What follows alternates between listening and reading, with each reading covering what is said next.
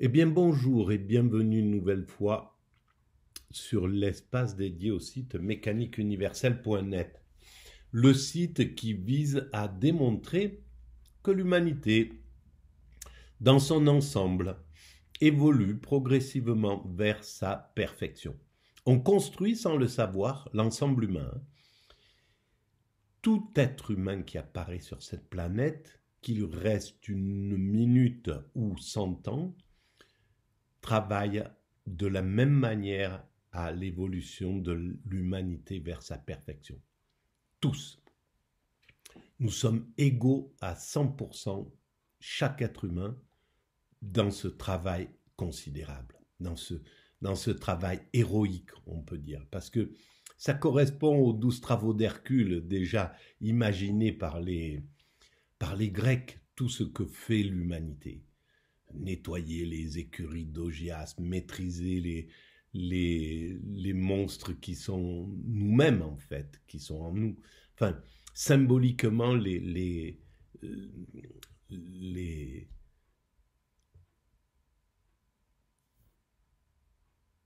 tous ces écrits magiques, et les écrits bibliques, les écrits spirituels, les premiers écrits des hommes, ont imaginé toute la créativité, tout ce que nous sommes et tout ce que nous faisons. Après, maintenant, il est temps de pouvoir y mettre des mots. Nous construisons cette perfection. Maintenant, on peut le voir de façon rationnelle. On peut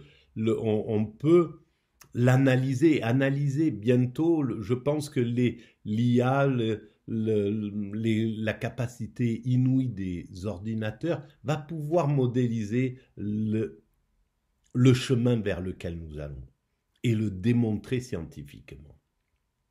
Et à ce moment-là, il n'y aura plus de raison d'évoluer de façon antagoniste, de façon individualiste, de façon nationaliste, en disant America First, BRICS First, etc., Europe First. On devra travailler tous ensemble parce qu'on aura compris que notre chemin, il est inévitablement d'aller vers cet état de perfection et tous ensemble. Pas avec un petit groupe de privilégiés, d'élus qui arriveraient à être qui atteindraient la perfection pendant que les autres seraient à la porte du paradis. Non, non, c'est impossible. Je le démontre sur la mécanique universelle. Pourquoi c'est impossible? Tout simplement parce que c'est l'état de perfection, c'est un état de béatitude, d'extase, de nirvana, donc de vulnérabilité absolue vis-à-vis de... Parce qu'on n'a plus du tout d'agressivité, on n'a plus du tout de...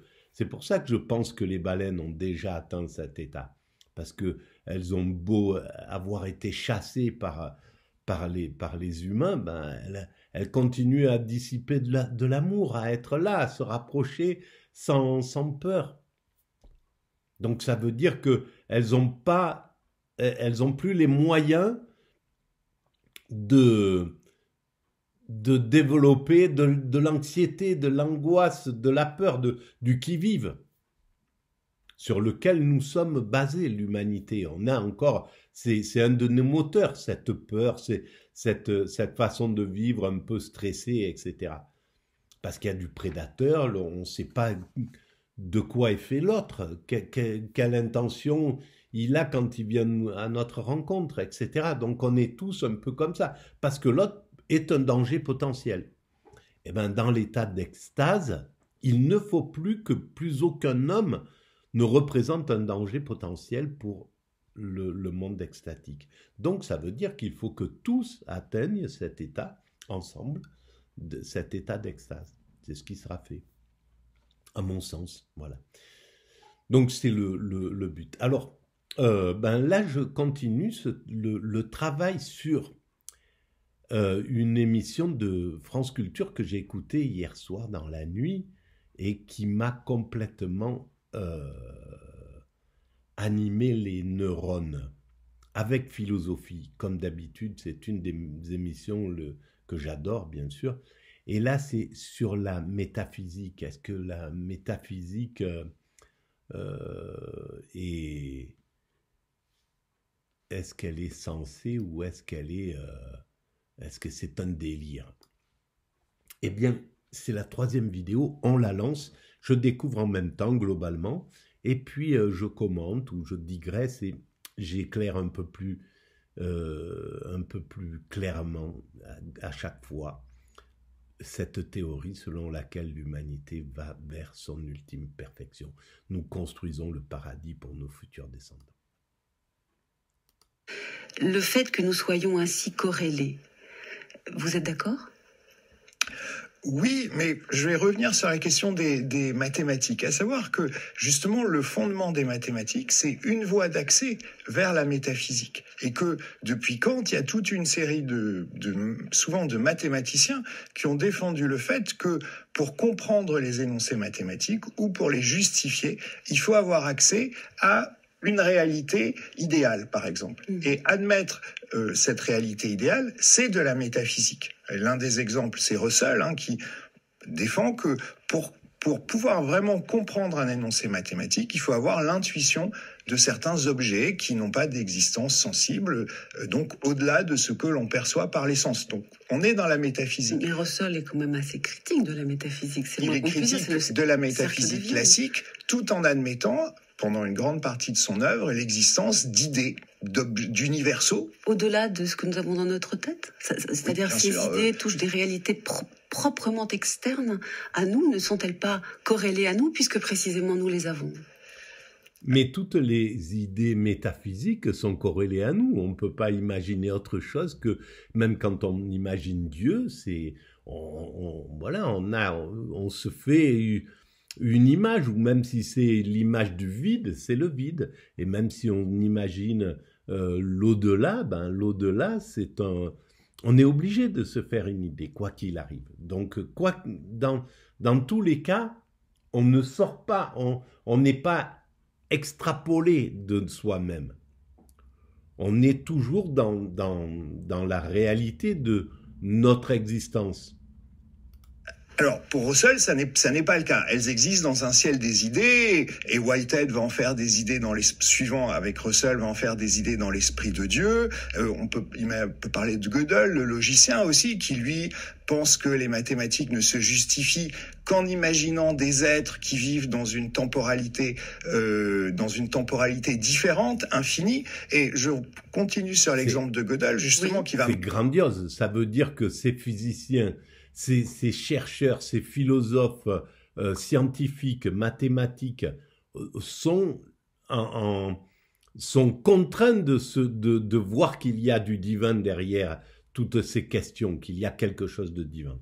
Me ramener à votre question, c'est que justement donc Gödel, pour justifier l'existence de certains ensembles en mathématiques, a besoin en fait de supposer l'existence d'êtres, des anges pour Gödel, vivant dans une temporalité infinie. C'est-à-dire que c'est comme s'ils vivaient plusieurs temps infinis, plusieurs fois. Bon. C'est-à-dire que oui, donc le temps disparaît à ce moment-là, mais je pense qu'on est obligé d'avoir quelque chose, d'avoir ce soutien d'au-delà, ce soutien métaphysique pour bien réfléchir les mathématiques et la physique, on pourrait dire. Eh bien, ce soutien métaphysique, donc cette capacité à se projeter au-delà de ce qui est raisonnable, de ce qui est analysable, de ce qui est mesurable, c'est une nécessité pour pouvoir travailler le monde phénoménal. Et on est en fait justement là dans une forme de fiction. On retrouve des éléments de science-fiction de l'époque, en particulier un roman de von Gutt que Gödel a lu. Et c'est justement pour moi un bon exemple de la façon dont les sciences finalement exigent d'être fondées dans une métaphysique qui est plus large qu'elle, qui pour moi passe par la fiction. Et cette idée de fiction, elle permet justement de dépasser l'alternative entre corrélationnisme et spéculation. Qu'est-ce que c'est que cette alternative? Elle a été formulée ou fixée vraiment par Quentin Meillassoux dans son livre de 2006, Après la finitude. C'est là où on est dans un domaine extrêmement compliqué. Et ces professeurs qui sont inouïs, là, c'est tous les trois intervenants, que ce soit Élie During, Anna Longo ou Pierre Cassou-Noguès, voilà, ils sont un peu contraints parce que ce sont des chercheurs pointus qui donnent leur existence à cette recherche, qui vouent leur vie entière. Donc, ils sont imprégnés complètement d'un vocabulaire bien particulier, d'une façon, ils peuvent pas même si là c'est quand même assez simplifié, mais ils peuvent pas le simplifier de plus que ça en réalité, parce qu'ils sont dans un monde où ils ont pas, c'est pas un contact avec des gens ordinaires, avec des gens qui s'intéressent pas à ça et à qui on doit expliquer ce genre de choses. Ils sont dans un cénacle de gens qui s'intéressent à ça. Et donc, c'est ce qui fait que c'est un peu compliqué. Et peut-être c'est l'avantage justement d'une pensée comme la mienne, qui en fait, moi je suis au contact de l'ordinaire, du monde ordinaire, et donc j'en parle plus à des gens ordinaires, à des gens qui ne s'intéressent pas du tout à la philosophie, et donc il faut que je sois le plus abordable possible en fait. J'ai pas les moyens d'être autre chose que ça, quoi qu'il arrive, d'être inabordable, d'avoir un discours universitaire, d'avoir une façon de parler des intellectuels, mais il y a peut-être un avantage, il y a des désavantages parce que je suis pas précis, je suis pas pointu, je connais pas bien mes sujets, etc. Mais il y a un avantage derrière qui est celui dont je viens de citer. Meillassoux donc oppose cette philosophie depuis Kant qui ne verrait l'objet qu'en tant que corrélat d'un acte de pensée. Donc, ce que je vois dépend en fait de mon acte de voir. Et puis, de l'autre côté, une spéculation qui, elle, serait capable d'accéder au grand dehors, à ce qu'il y a au-delà, ce qui serait indépendant de moi.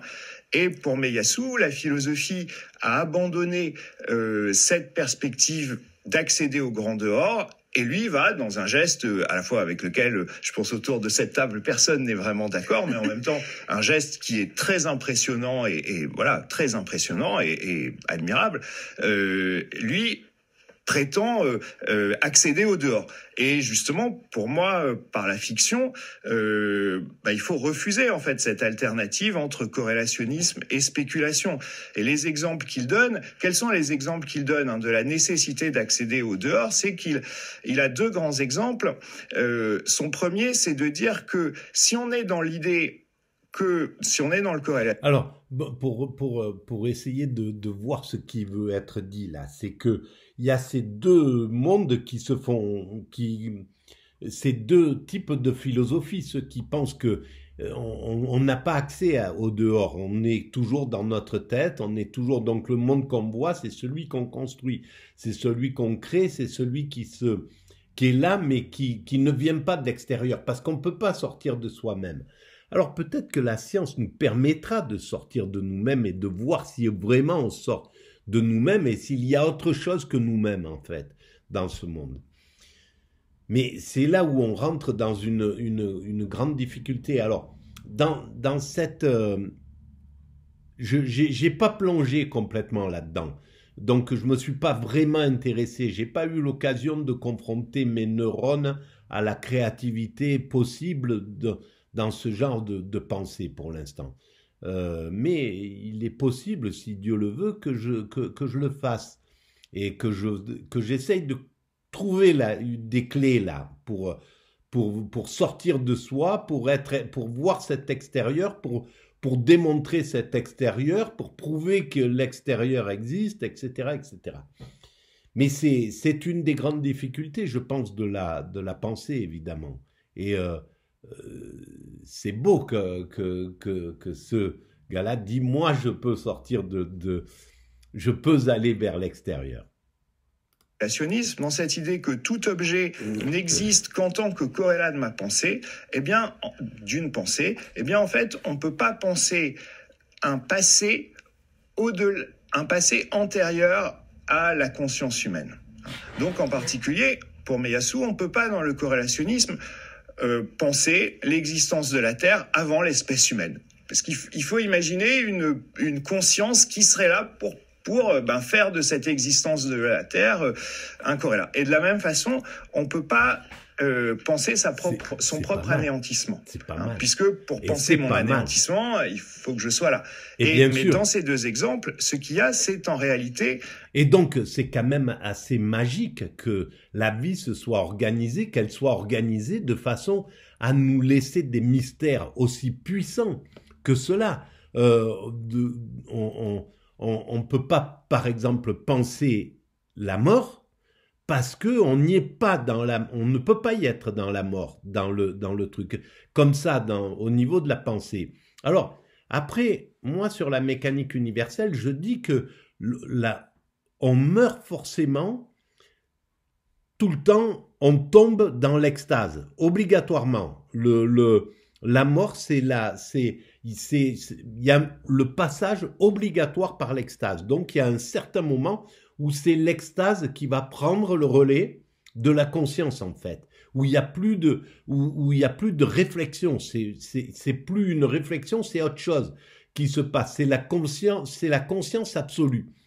Et si c'est l'extase qui prend effectivement le relais de la conscience ordinaire, ça veut dire que c'est parce que dans l'extase, c'est la conscience du divin à travers soi. C'est le divin qui passe à l'intérieur on vide l'ego. L'ego est chassé dans l'état d'extase. On élimine l'ego. Et à ce moment-là, symboliquement, je le schématise comme ça. L'esprit est complètement vide. Et dans ce vide vient les particules élémentaires qui sont le divin. Ce que, pour moi, les particules élémentaires immatérielles qui constituent la matière, c'est ça le divin. Et c'est l'amour absolu. Donc, c'est l'essence de l'amour absolu. Et c'est ça qui prend la place de l'ego, du moi, en somme. Et donc, c'est Dieu qui... Alors, ça serait ça. Dans la mort, c'est Dieu qui prend la possession de la conscience et qui, à travers ça, traverse cette curiosité qu'est la mort, cette étrangeté dont on ne sait rien. C'est ça qui est quand même incroyable, que le système soit organisé, que la somme de toutes les intelligences humaines ne parviennent pas encore à comprendre des choses aussi fondamentales que celle-là. Que tout ce qui est métaphysique, justement. Qu'est-ce qui a créé l'univers? Qu'est-ce qu'il y avait avant l'univers, etc. Même avec les plus grandes intelligences actuelles, et c'est inouï la capacité humaine de créativité. Ben, on n'y arrive pas. Donc, c'est un petit peu comme si le principe à l'origine de tout ça nous amenait avec une carotte, mais une carotte d'or et d'airain ou je sais pas quoi, la plus belle, quelque chose qui n'existe pas et qui nous attire avec des questions qui sont incroyables, quoi, voilà, l'organisation, la façon dont la vie est construite, c'est tout simplement merveilleux, tout simplement merveilleux. Un principe de présence. C'est-à-dire que pour Ieyasu, il prend comme un fait inéluctable que l'objet de pensée et l'acte de pensée sont contemporains, qu'on ne pense qu'au présent. Et du coup, l'objet de pensée doit ne peux pas, mes objets de pensée ne peuvent pas dépasser bien l'intervalle de ma propre existence. Hein. Donc je peux pas vraiment penser le passé de la Terre, je peux pas vraiment penser ma propre mort. Et alors, c'est vraiment incroyable. Justement, pour moi, ça, à la fois sa critique du corrélationnisme et sa tentative de le dépasser dépendent de ce présupposé d'un principe de présence et ben il y a différents exemples d'actes ou de gestes qui nous conduisent vers le passé ou vers l'avenir, par exemple, pour Bergson, le souvenir, ou la fiction. Par la fiction. Mais justement, c'est ça, en aucun cas... personne ici, surtout pas moi, ne veut dire qu'on ne peut pas penser des choses. Alors, on va arrêter là pour cette vidéo.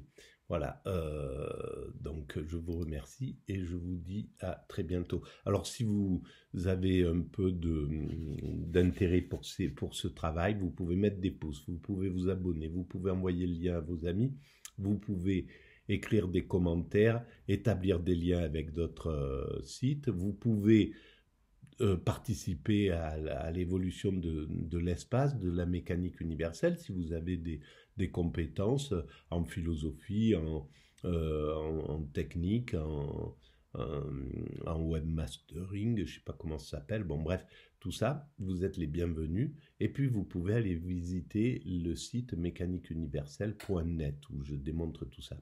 Et vous pouvez laisser des commentaires, tout ça augmente la visibilité du site. Je vous remercie et je vous dis à très bientôt.